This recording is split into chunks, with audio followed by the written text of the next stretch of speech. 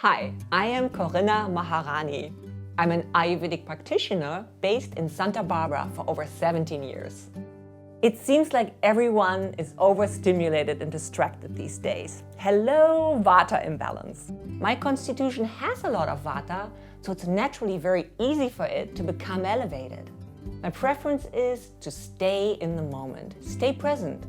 But when I'm feeling extra Vata in my body and mind, I become anxious and worried, playing future thoughts over and over. It's exhausting. The first thing I do when I notice the Vata imbalance is to get some rest. Quality sleep is crucial for healthy Vata. I make sure to eat a light dinner, do my evening oil massage with Vata massage oil, and get to bed early. I set a timer for 10 p.m. and try to turn off the lights before then. High Vata makes me feel like I'm running from one thing to the next all day. To preserve energy, I say no more often.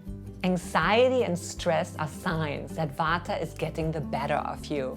A simple way to create softness and ease is by focusing on your breath. When I want to give extra attention to my breath, I head to the beach.